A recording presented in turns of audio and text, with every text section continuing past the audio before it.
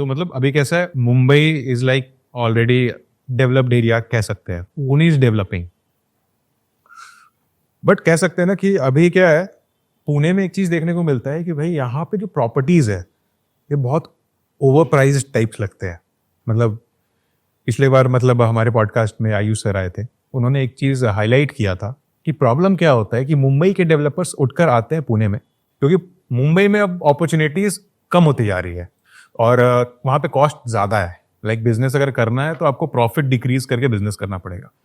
वो बिल्डर्स पुणे में आ रहे हैं for to make more profit. Pune में आने के बाद से वो प्राइसिंग भी मुंबई का उठा कर ला रहे हैं, जिसके कारण यहाँ के जो लोकल डेवलपर्स है या फिर यहाँ पे जो एग्जिस्टिंग डेवलपर्स है जो बड़े लेवल पे काम कर रहे थे, they also started looking at them and they came in that competition कि भाई अब मैं भी अपना प्राइस उतना ही रखूंगा जितना वो रखता है।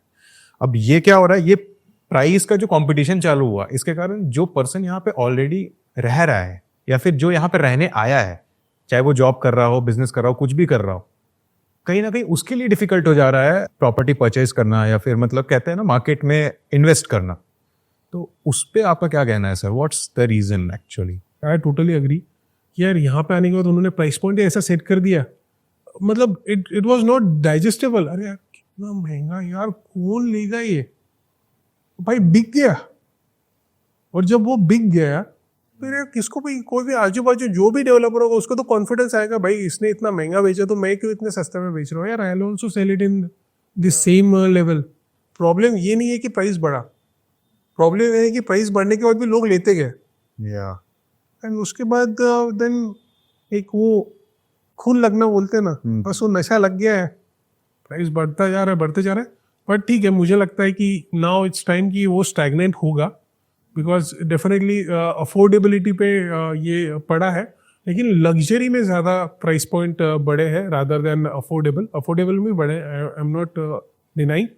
बट जितना लग्जरी में प्राइस पॉइंट जैसे हो रहे हैं, सो वहाँ पे नहीं कि लोगों का अफोर्डेबिलिटी बहुत प्रॉब्लम आ रहा है, जैसे कि लोन एलिजिबिलिटी का उनका प्रॉब्लम हो रहा है या फिर उनके बजट रेंज में वो आ नहीं पा रहा है। सो डेफिनेटली अभी प्राइस स्टैग्नेंट हो गया इस पे, माइट भी थोड़ा सा करेक्शन भी मार्केट में हो सकता है। Okay, but if somebody is thinking कोई बबल बर्स्ट होगा, दैट्स नॉट गोना हैपन। ठीक है, कोई मार्केट कुछ खाली आएगा, that's not gonna happen. Stagnant रहेगा, थोड़ा करेक्शन होगा, माइट भी थोड़े डेवलपर बोलेंगे अरे नहीं यार बहुत हो गया, थोड़ा कम होगा, लेकिन कभी मार्केट कुछ बबल वबल ऐसा कुछ नहीं है। That's true reality. मैं ये जानता हूँ कि महाराष्ट्र में 2 बेस्ट सिटीज जहाँ पे आप रह सकते हो, जहाँ पे आपको जॉब अपॉर्चुनिटीज है, that is Pune and Mumbai.